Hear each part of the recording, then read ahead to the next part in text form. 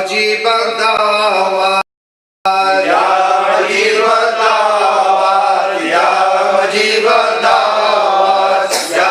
مجيب الدعوات يا مجيب الدعوات يا مجيب الدعوات يا مجيب الدعوات يا مجيب الدعوات اللهم يا مقلب القلوب والأبصار يا مقلب القلوب والأبصار يا مقلب القلوب والأبصار يا مقلب القلوب والأبصار يا مقلب القلوب والأبصار يا مقلب القلوب والأبصار يا مقلب القلوب والأبصار يا مقلب القلوب والأبصار اللهم يا موتي الخيرات والحسنات يا موتي الخيرات والحسنات يا موتي الخيرات والحسنات يا موتي الخيرات والحسنات يا موتي الخيرات والحسنات يا موتي الخيرات والحسنات يا حي يا قيوم يا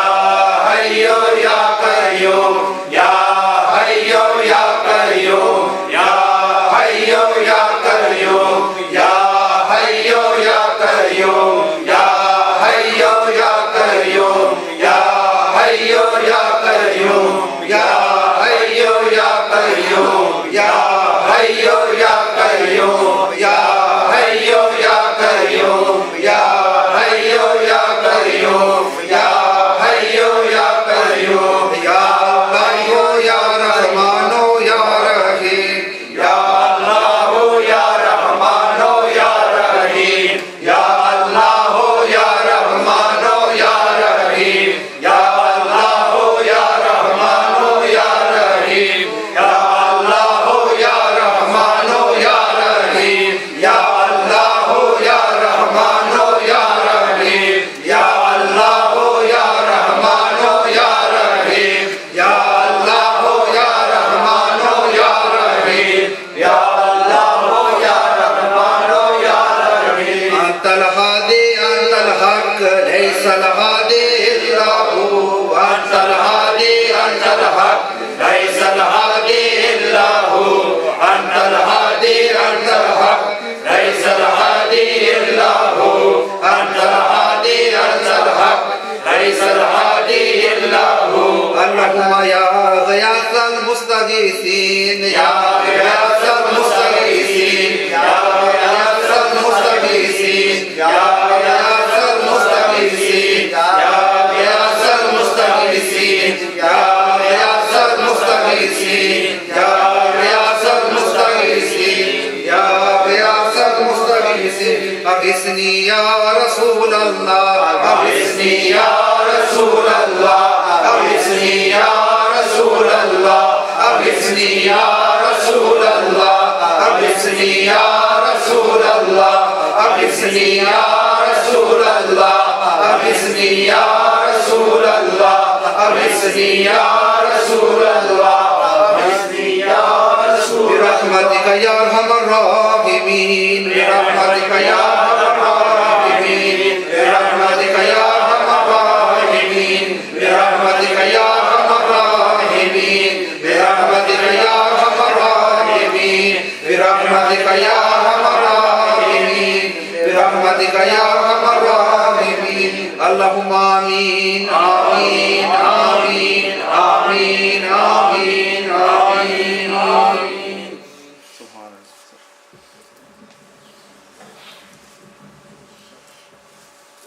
اب ہم قبلہ پیر صاحب کی خدمت میں گزارش کرتے ہیں کہ آپ نے ارشادات عالیہ سے مجھے اور آپ سب کو نوازتے ہیں اور ساتھ ہی ہم سب کے لیے آخرت میں دعائے خیر بھی فرمائیں گے. تو اب ہم قبلہ پیر صاحب کی خدمت میں مائک پیش کرتے ہیں. نعرہ تکبیر، نعرہ رسالت، نعرہ تحقیق، دربار عالیہ موڑا شریف،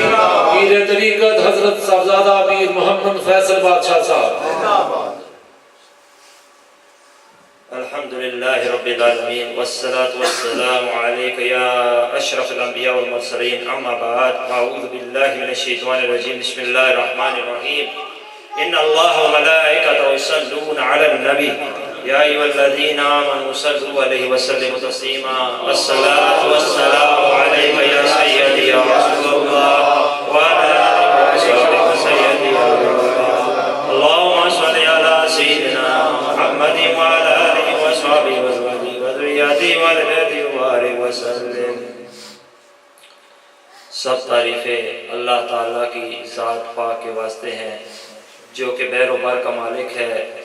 जो कि इंसान के सारे आमाल से वाकिफ़, जब कि वो जाग रहा है, सो रहा है, जो सोच रहा है, जो करने वाला है, हर चीज़ से वाकिफ़ है, उसके गुनाहों से भी वाकिफ़ है। लेकिन वही गुनहगार बंदा जब अल्लाह की रहमत का आसरा लेके उसकी बारगाह में आ जाए, वो इज़्ज़ो इनकसारी के साथ उससे माफ़ी तलब करे तो वो ये रहमान दुनिया वल आखिरा माफ़ भी कर देता है, और उसके प्यारों का वसीला लेके आए तो उस वसीले से उनको बख्श भी देता है, उनके रहमतों से भी नवाज देता है। और अल्लाह की तारीफ़ के बाद दुरूद व सलाम बेपनाह उस ज़ात पाक मुक़द्दसा पर कि जिनके बग़ैर उस शाह की मजलिस ही नामुकम्मल है, जिनकी वजह से फूलों में ताजगी है, इस चन्निस्तान में बहार है, वो आपके और मेरे आका जिनके हम ग़ुलाम हैं, अदना से ग़ुलाम हैं, गुनहगार ही सही आपके दामन से वाबस्ता तो हैं, छोटे ही सही लेकिन उनके प्यार और मंजूर नज़र से तो वाबस्ता हैं। उस आका नबी करीम सल्लल्लाहु अलैहि वसल्लम बेहद दरूद व सलाम सब अस्सलातु वस्सलामु अलैका सय्यदी या रसूलल्लाह व अला आलिका व अस्हाबिका सय्यदी या हबीबल्लाह। जो कि वक्त की किल्लत भी है, लेकिन कुछ बातें दिमाग में आई तो सोचा थोड़ा एक मजलिस है उसकी मुनासबत से कि मौका मिल जाता है कि जिसमें इकट्ठे बैठने का, ये इस मजलिस की बरकत होती हैं कि वैसे तो इंसान शायद पता नहीं महीना बार मिले या ना मिले, इस मजलिस की वजह से एक मुसलमान भाई दूसरे मुसलमान भाई का चेहरा भी देख लेता है और मिल भी लेता है। तो पहली बरकत यही मिल गई आप लोगों के एक दूसरे के साथ मिलना, चाहे नसीब न हो ना हो महीना, लेकिन इस महाना मजलिस के जरिए से एक दूसरे से मिलना नसीब हो जाता है। और दूसरा सबसे बड़ी बात है कि ये मजालिस में आना, खुद बंदा नहीं आ सकता, बुलाया तो जाता है फिर भी नहीं आ सकता,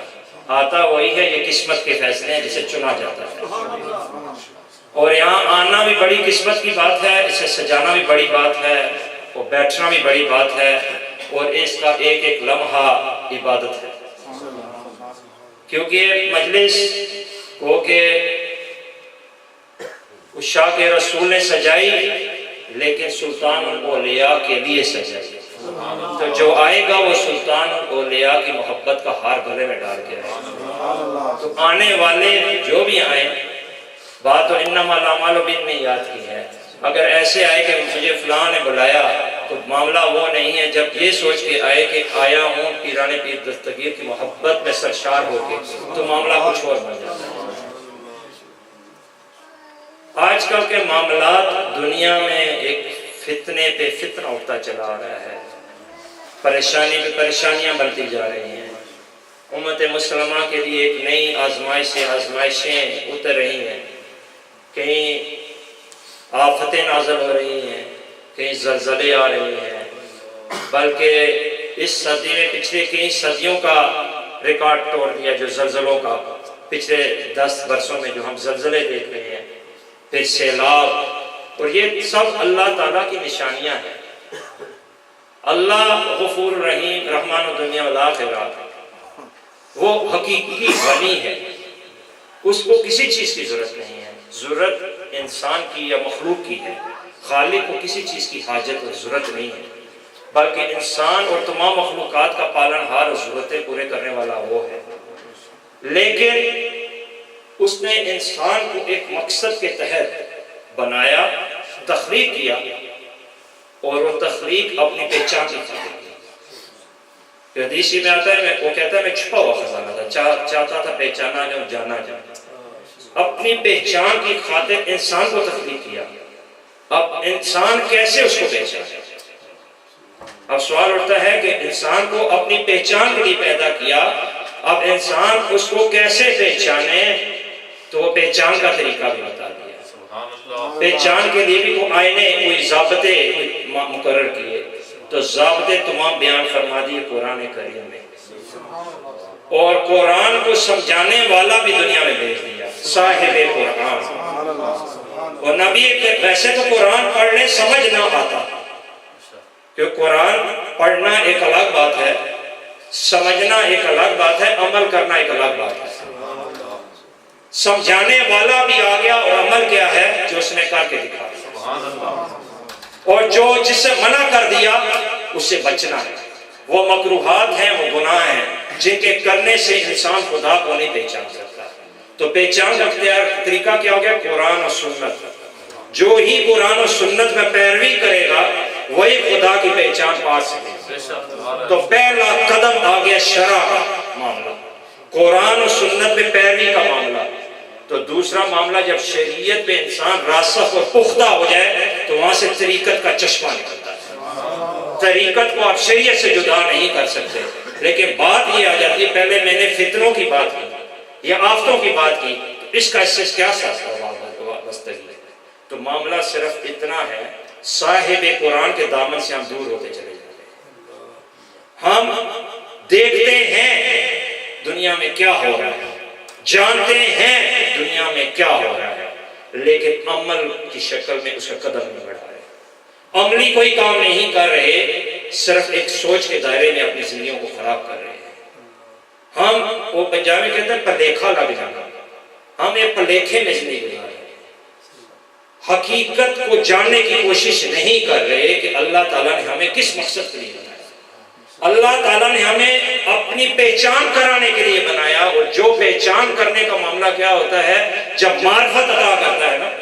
معرفت وہ علوم ہے جن کے ذریعے سے اللہ کی پہچان ہوتی ہے، اور جب پہچان ہو جائے، پہچان کے جب حقیقت کا پھل کھا لے، اور جب پھل کھاتا ہے تب لا الہ الا اللہ محمد رسول اللہ کا اصل حقیقی مطلب سمجھ آتا ہے۔ جب لا الہ الا اللہ کا ہار گلے میں ڈالتا ہے، جو لا الہ پڑھتا ہے وہ اس کا عملی ثبوت بھی دیتا ہے، تب وہ دامن مصطفیٰ سے بس وابستہ ہو جاتا ہے۔ کیا آپ کو یاد نہیں کہ رومیوں نے کس طرح خوبصورت خوبصورت عورتوں کی ایک ڈھال بنا کے سامنے رکھ دی، نیم اریاں عورتیں کھڑی کر دی، تمام جو سردار تھے ان کی بیٹیاں کھڑی کر دی، لیکن اہل ایمان نے ایک آنکھ اٹھا کر دی۔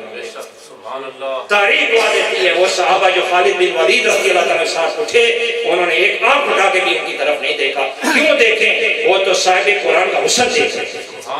اور جو صاحب قرآن کا حسن دیکھ رہے اسے یہ دیکھنے کی کیا ضرورت ہے؟ یہ تو فانی ہے، یہ تو سب ایک پردے والی بات ہے، حقیقت میں کچھ بھی نہیں ہے۔ جو حقیقت کا پردہ جس کے سامنے سے اٹھ جائے وہ حقیقت کو دیکھ لے، حقیقت کا پھل چکھ لے، اور صاحب قرآن کا حسن دیکھ لے، اس زلف کا اسیر بن جائے، اور آقا کی سنت کا پیروی کرنا شروع کر دے، پیروکار بن جائے، اور عشق کا یہ غلبہ طاری ہو جائے کہ جب بلال حبشی وضو کر کے تحیت الوضو پڑھتے ہیں تو ان کے قدموں کی آہٹ عرش پہ جا کے آقا نبی کریم صلی اللہ علیہ وسلم، تو آقا کے وہ غلام تھے، تب غلام کی انہوں نے آہٹ سنی، کیونکہ وہ غلام کیا تھا؟ عشق کا نشان۔ آج ایک مزار اقدس میں باب الصغیر میں مدفن ہے، لیکن پوری دنیا کے شاہ بھی اس کے در پہ جھک کے اس کو سلام کرتے ہیں، اس کے عشق کو سلام کرتے ہیں، عشق کے مصطفیٰ کو سلام کرتے ہیں۔ وہ اذان میں فرق ہے، وہ اذان دیتا تھا، وہ اذان بلالی تو تھی، لیکن اذان بلالی کے اندر عشق رسول تھا، عشق رسول کی تڑپ تھی، آقا کی عشق کی تڑپ تھی، تب یہ وہ معاملہ ایسی اذان ہوگی جو قیامت تک اذانوں کی اذان ہے۔ تو آج ہم پرفتن کے دور کے اندر گزرے ہیں، جبکہ اللہ تعالیٰ ہمیں اپنی طرف بلا رہا ہے، اور بلانے کا طریقہ بتاتا ہے کہ جاؤ مدینہ شریف والے کی طرف دیکھو، میرے تک پہنچنا چاہتے ہو تو میرے پیاروں سے ساتھ وابستہ ہو جاؤ، مدینے تک پہنچے ہوئے جاتے ہو تو مدینہ والوں، جو مدینہ والے کے غلام ہیں، منظور نظر ہیں، ان کے دامن سے وابستہ ہو جاؤ۔ اب انہوں نے ایک بات کی کہ ایک برا انسان بھی خواجہ قاسم مولوی میں در پر آیا ہے، لیکن وہ برا انسان تو برا تھا، لیکن اس کے ضمیر میں کچھ زندگی اور تازگی تھی، نہ تو وہ خواجہ قاسم مولوی کے در پر نہ ہوتا، اس پہ بھی یہ ایمان کی تازگی تھی کہ یہاں سے میں واپس نہیں جاؤں گا، ملے گا تو یہاں ہی سے کچھ ملے گا، اس عقیدت کے ساتھ آئے تو کچھ پا کر گیا۔ تو معاملہ آج ہمارا الٹ ہو گیا ہے، ہمارے میں نہ وہ عقیدت رہی، ہمارے میں وہ نہ محبت رہی، نہ وہ شرع رہی، نہ وہ پیروی رہی، نہ عشق رہی، نہ عشق کی تازگی رہی، وہ معاملہ ہی نہیں رہا، نہ خوشبو رہی۔ آج تو ایک بیانات کا معاملہ ہے، بیان تو خوبصورت خوبصورت کیے جا